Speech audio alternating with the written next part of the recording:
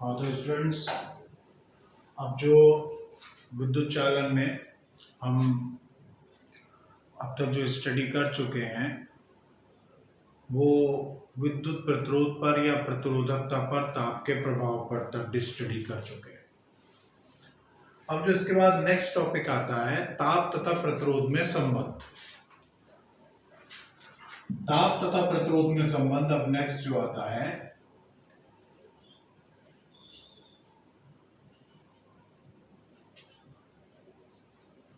relation between temperature and resistance।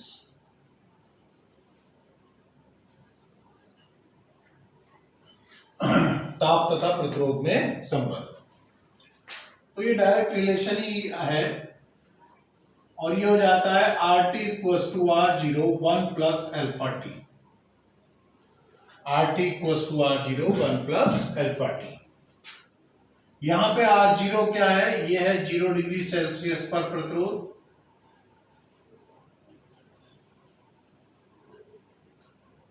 T क्या है? ताप है डिग्री सेल्सियस में। RT क्या है?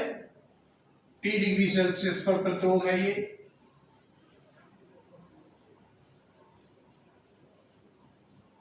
और अल्फा एक कांस्टेंट है जिसे हम पदार्थ का प्रतिरोध ताप गुणांक कहते हैं। इसे हम पदार्थ का प्रतिरोध ताप गुणांक कहेंगे। अल्फा एक कांस्टेंट है, इसे हम कहते हैं पदार्थ का प्रतिरोध ताप गुणांक। तो ये बातें आ जाती हैं RT R0 T ये वैल्यूज हैं। इसे फॉर्मूला ध्यान रखना है, फॉर्मूला है बस ये, बाकी इसका डेरिवेशन कोई ऐसा नहीं है।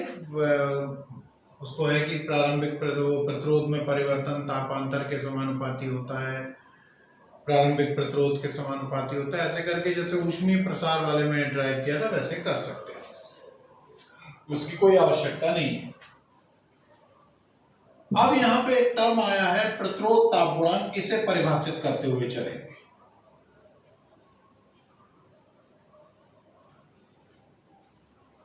प्रतिरोध ताप गुणांक, temperature coefficient of resistance. Temperature coefficient of resistance.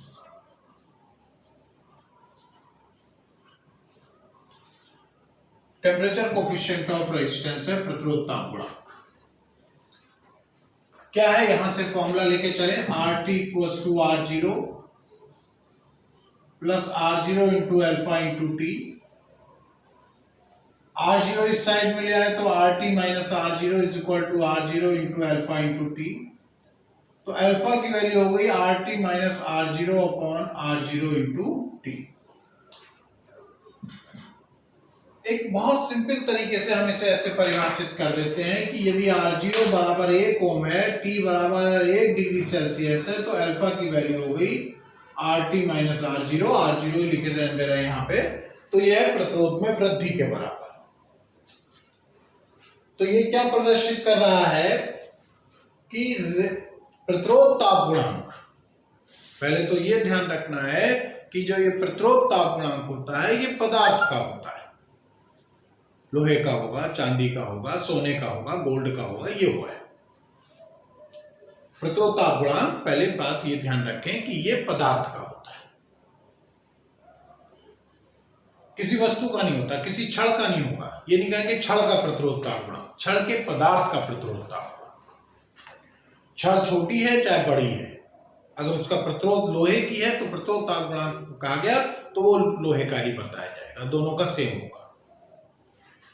कैसे परिभाषित कर रहे हैं मैथमेटिकली? प्रतिरोध ताप गुणांक किसी पदार्थ का कैसे परिभाषित होता है? यदि किसी पदार्थ के किसी चालक के या किसी पदार्थ के चालक का 0 डिग्री सेल्सियस में प्रतिरोध 1 ओम है, यदि किसी चालक के किसी टुकड़े का 0 डिग्री सेल्सियस में प्रतिरोध 1 ओम है, तो उसके ताप में एकांक वृद्धि करने पर, 1 डिग्री सेल्सियस की वृद्धि करने पर उसके प्रतिरोध में होने वाली वृद्धि को ही हम कहते हैं प्रतिरोध ताप गुणांक। इसको हम ऐसे भी परिभाषित कर देते हैं कि ये डेल्टा आर हो गया, टी अगर 1 डिग्री सेल्सियस ले ले तो ये डेल्टा आर लिख सकते हैं, delta R upon R zero. दूसरे शब्दों में हम इसे ऐसे भी परिभाषित कर सकते हैं, इसे डेल्टा आर लिख दे, ये आर जीरो इंटू टी, अगर टी 1 डिग्री सेल्सियस हो गया तो अल्फा इक्वल टू हो गया delta R upon R zero. दूसरी परिभाषा ये भी बन सकती है कि किसी वस्तु के ताप में एकांक परिवर्तन करने पर उसके प्रतिरोध में होने वाला भिन्नात्मक परिवर्तन ही उसके पदार्थ का प्रतिरोधता गुणांक कहलाता है। किसी पदार्थ के ताप में एकांक 1 डिग्री सेल्सियस की वृद्धि करने पर या एकांक वृद्धि करने पर, ऐसा भी कह सकते हैं, उसके प्रतिरोध में होने वाला भिन्नात्मक परिवर्तन ही कहलाता है उसका प्रतिरोधता गुणांक। तो ये दोनों तरीके से हम इसे परिभाषित कर देते हैं। मैथमेटिकल परिभाषा है, हम डिफरेंट तरीके से दे सकते हैं, उसमें कोई हर्ज नहीं है। जो हमें अच्छी लगे उसको हम अच्छी तरीके से याद कर लें। फिलहाल फॉर्मूला जो अल्फा का हो गया वो यही हो गया, R T minus R zero upon R zero into T. Unit इसकी क्या हो जाती है, ये ओम, अब डिवाइडेड बाय ओम गुणा डिग्री सेल्सियस, तो डिग्री सेल्सियस पर इनवर्स और केल्विन पर इनवर्स।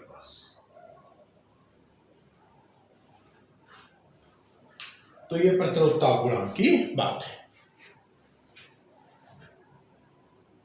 अब इससे रिलेटेड और फॉर्मूले थोड़ा सा होते हैं, हम उनको भी देख लें। इससे रिलेटेड और फॉर्मूले हैं जो कि इसी से क्रिएट हुए हैं, उन फॉर्मूलों को हम डायरेक्ट भी यूज कर सकते हैं। तो उसमें हम देखें पहले, मान लिया 0 डिग्री सेल्सियस पर प्रतिरोध है R zero, T degree Celsius पर प्रतिरोध है आर टी, और 100 डिग्री सेल्सियस पर प्रतिरोध है आर 100। एक ऐसा डाटा हमारे पास है, तो R T equals to R zero 1 plus alpha T को हम यूज करें तो एक हम डायरेक्ट फॉर्मूला क्रिएट करते हैं, R T equals to R zero plus R zero into alpha into T, तो R T minus R zero into alpha into T.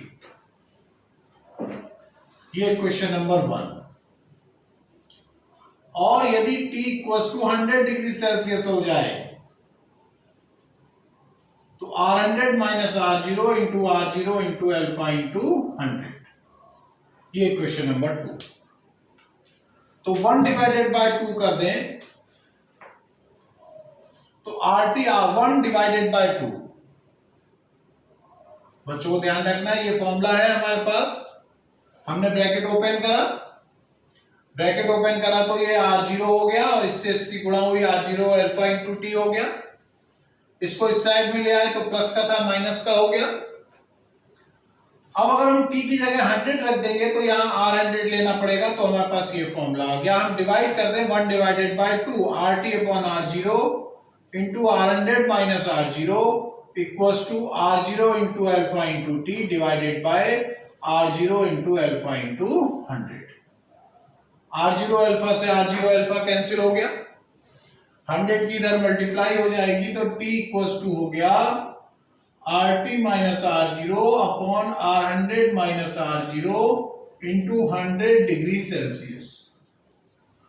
कोई खास फॉर्मूला नहीं, इसमें यह है कि अगर हमें कहीं पर कोई क्वेश्चन प्रॉब्लम हमारे पास ऐसी आती है जिसमें हमें 100 डिग्री सेल्सियस पर रेजिस्टेंस गिवन है, 0 डिग्री सेल्सियस पर रेजिस्टेंस गिवन है और t डिग्री सेल्सियस पर रेजिस्टेंस गिवन है और t का मान पूछ लिया, तो हम डायरेक्ट ये फॉर्मूला लगा दें, नहीं तो हमें इस तरीके से कैलकुलेशन करनी होगी, पर हम इस तरीके से ये डायरेक्ट फॉर्मूला भी अप्लाई कर सकते हैं।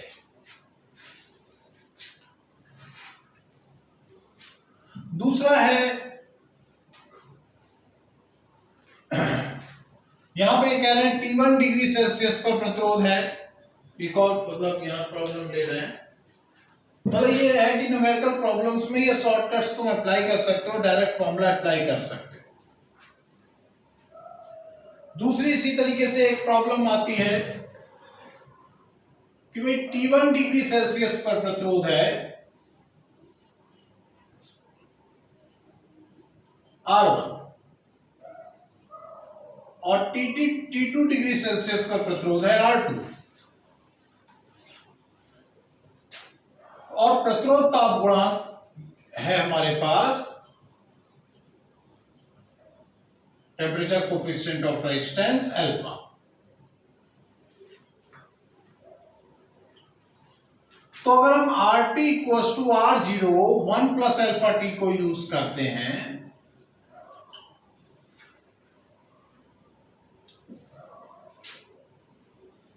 इसको हम ऐसे लिखते हैं RT equals to R0 plus R0 into alpha into T. T1 degree Celsius पर अगर हम फॉर्मूला लिखना चाहते हैं T1 डिग्री सेल्सियस पर R1 is equal to R0 1 plus alpha into T1। ये question number 1। T2 degree Celsius पर R2 equals to R0 1 plus R0 into alpha into T2। ये क्वेश्चन नंबर 2। और T3 डिग्री सेल्सियस पर R3 equals to R0 plus R0 into alpha into T3। ये question number 3।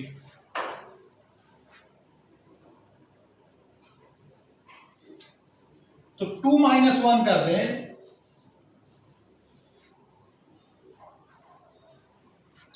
समीकरण 2 में से समीकरण 1 को घटा दें तो ये आएगा R2 minus R1। Left hand side में हो जाएगा R2 माइनस R1। जब हम राइट हैंड साइड में लिखेंगे तो R0 से R0 कैंसिल हो जाएगा, इसको माइनस कर रहे हैं तो ये माइनस का हो जाएगा, तो ये हो जाएगा R0 अल्फा उसमें से कॉमन होगा और लिखा जाएगा उसे T2 माइनस T1। ये क्वेश्चन नंबर 4। समझ रहे हैं बच्चे कि इसमें से ये माइनस कर रहे हैं तो R2 माइनस R1, R0 से R0 कैंसिल हो जाएगा और ये हो जाएगा R0 alpha T2 minus T1।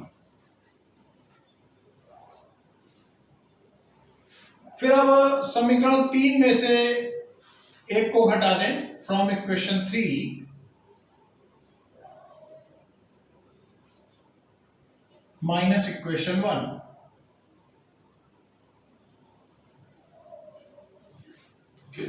Equation 3 minus equation 1 तो ये हो जाएगा R3 minus R1 equals to R0 अल्फा T3 माइनस T1। या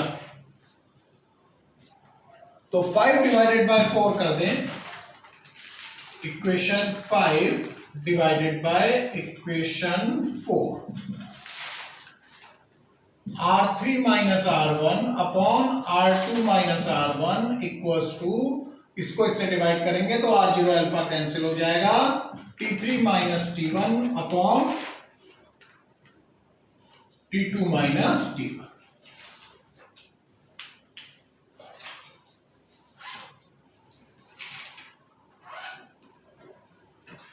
R3 minus R1 upon R2 minus R1 equals to T3 minus T1 upon T2 minus T1।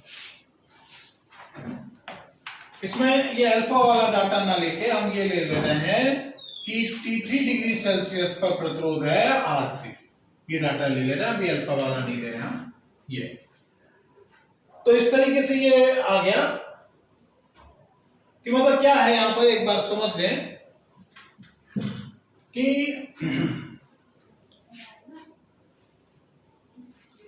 तीन ताप हैं और उनके संगत 3 प्रतिरोध हमें दिए गए हैं। 3 ताप हैं और उसके संगत हमें 3 प्रतिरोध दिए गए हैं। 6 क्वांटिटीज हैं जिसमें से 5 हमें पता होंगी, कोई एक नहीं पता होगी, कोई एक प्रतिरोध नहीं पता होगा या कोई एक ताप नहीं पता होगा। तो अब या तो हम प्रॉब्लम को इस तरीके से सॉल्व करेंगे, वैल्यूज रखेंगे, इक्वेशन बनाएंगे, डिवाइड करेंगे, और यहां हम डायरेक्ट ये भी यूज कर सकते हैं। R3 minus R1 upon R2 minus R1 equals to T3 minus T1 upon T2 minus T1। Direct इसको भी यूज कर सकते हैं। जो अननोन क्वांटिटी होगी वो हमें ज्ञात हो जाएगी।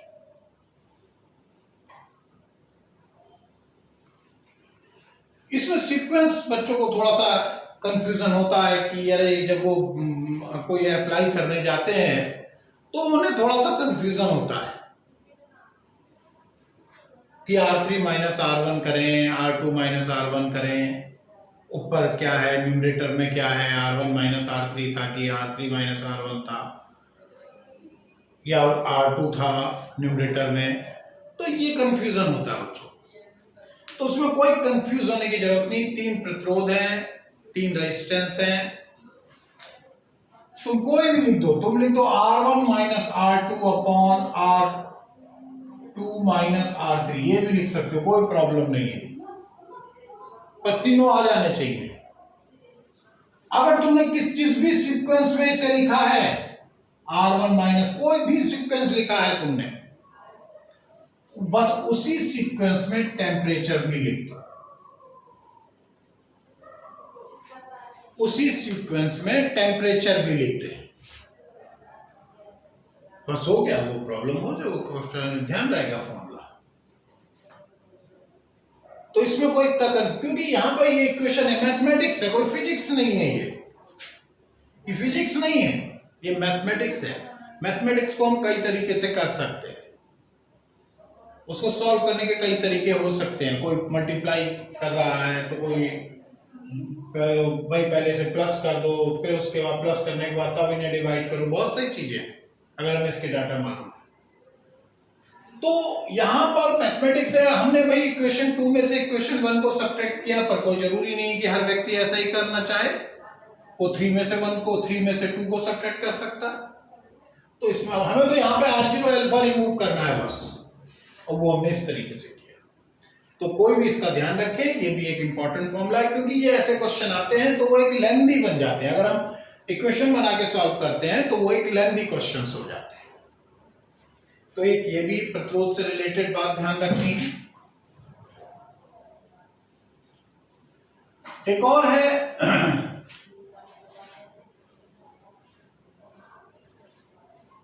जिसमें हमें T1 डिग्री सेल्सियस पर प्रतिरोध पता है,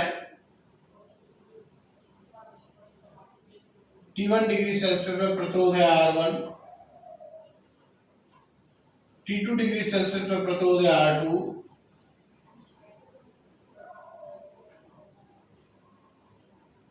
और प्रतिरोध ताप गुणांक है R0।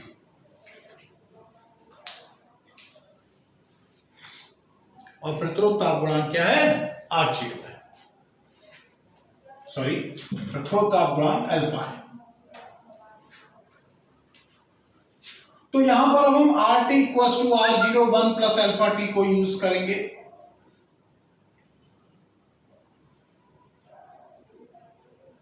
T1 डिग्री सेल्सियस पर लिखेंगे,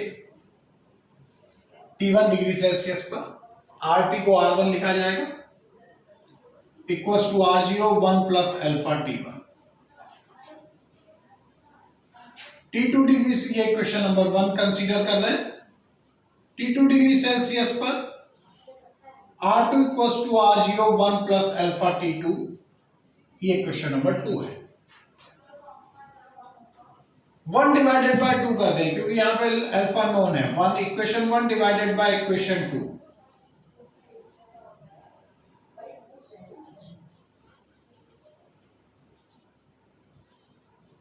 R1 अपॉन R2। जब हम इसे डिवाइड करेंगे तो R0 से R0 कैंसिल हो जाएगा, यहां पे आएगा 1 प्लस अल्फा T1 और अपॉन यहां पे 1 plus alpha T2। Cross multiplication करते हैं, R1 1 plus alpha T2 equals to R2 1 plus alpha T1। तो R1 plus R1 alpha T2, R2 plus R2 alpha T1। R1 को साइड में लाए, इस ये टर्म इधर ले आए, इसको हम ऐसे लिख दे रहे हैं अल्फा R1 T2, R1 को उधर ले जाएंगे, माइनस का हो जाएगा, R2 अल्फा T1 इधर ले आए, वो प्लस का वो माइनस का हो जाएगा, minus alpha R2 T1 equals to R2 minus R1।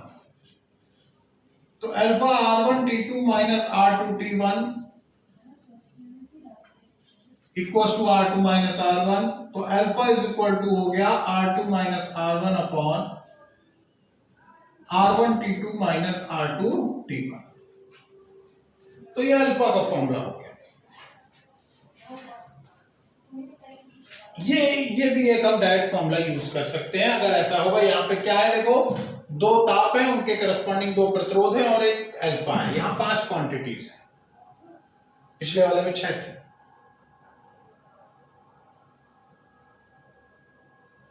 तो इसमें जो है, इनमें कोई एक अननोन होगा, T1 होगा, T2 अननोन होगा, R1 या R2 अननोन होगा या अल्फा अननोन होगा।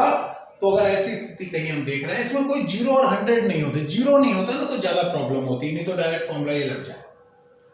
तो उस स्थिति में हम ये डायरेक्ट फॉर्मूला यूज कर सकते हैं, alpha equals to R2 minus R1 upon R1T2 minus R2T1। तो ये सिर्फ एक गुणा भाग करके, मल्टीप्लिकेशन करके, डिवीजन करके, सब्ट्रैक्शन करके, ये एक फॉर्मूले हम लोग एक डायरेक्ट फॉर्मूला क्रिएट कर लेते हैं। तो इसको याद रखेंगे बच्चे, ध्यान रखेंगे बच्चे। अब इसके बाद जो नेक्स्ट है, एक और टर्म हम लेते हैं। अगर मान लिया अल्फा वैसे कांस्टेंट होता है किसी पदार्थ के लिए, एक नॉर्मल टेम्परेचर पे, टेम्परेचर बहुत ज्यादा होता है, हो जाता है तो वेरी करने लगता है। पर अल्फा कांस्टेंट, पर इन जनरल हम लोग अपनी नॉर्मल प्रॉब्लम्स में अल्फा कांस्टेंट मानते हैं। पर अगर अल्फा वेरिएबल है, वो टेम्परेचर पर डिपेंड कर रहा है, तो हम प्रॉब्लम कैसे सॉल्व करेंगे? तब हम प्रतिरोध कैसे ज्ञात करेंगे कि हाँ भाई 10 डिग्री सेल्सियस पर प्रतिरोध कितना हो गया, 20 डिग्री सेल्सियस पर प्रतिरोध कितना हो गया? उस केस में जबकि अल्फा वेरिएबल है, टेम्परेचर पर डिपेंड कर रहा है, तो उस केस में जो प्रॉब्लम सॉल्व की जाएगी वो alpha equals to dr upon r0 into alpha equals to 1 upon r0 dr by dt, where जहां t टेम्परेचर है, इसको यूज करेंगे।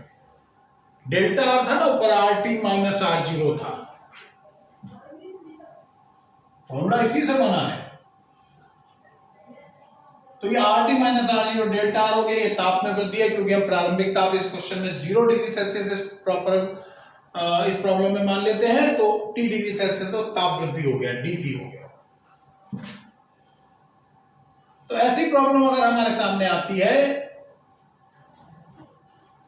तो हम इसको इस तरीके से प्रॉब्लम सॉल्व करेंगे। इंटीग्रेशन ले लेंगे, इंटीग्रेशन क्रॉस मल्टीप्लिकेशन क्या, इंटीग्रेशन dr और integration R0 into alpha into dt, इसको हम ले जाएंगे R0 से R तक और यहां पर ले जाएंगे 0 से T तक या T1 से T2 तक, जो भी है। तो ये इसका dr का इंटीग्रेशन R हो जाएगा। बच्चे बहुत अच्छी तरीके से समझ रहे होंगे इसे कि हाँ भाई ऐसा होता है। और यहां पर हमें अल्फा की वैल्यू T के पदों में रखनी होगी, जो कि हमें क्वेश्चन में गिवन होगी कि हाँ भाई जो ये प्रतिरोध ताप गुणांक है वो अल्फा जो है वो T पर, टेम्परेचर पर किस तरीके से डिपेंड कर रहा है, वो गिवन होना चाहिए, बिना उसके नहीं प्रॉब्लम सॉल्व होगी। बस इसे हम R माइनस R0 लिख देंगे, इक्वल्स टू ये अपर लिमिट, फिर माइनस लोअर लिमिट रखी जाती है, और equals to R0 integration 0 to T alpha dt। इसको हम सॉल्व कर रहे हैं, समझ रहे बच्चे? इसको हम क्या करेंगे, सॉल्व कर लेंगे।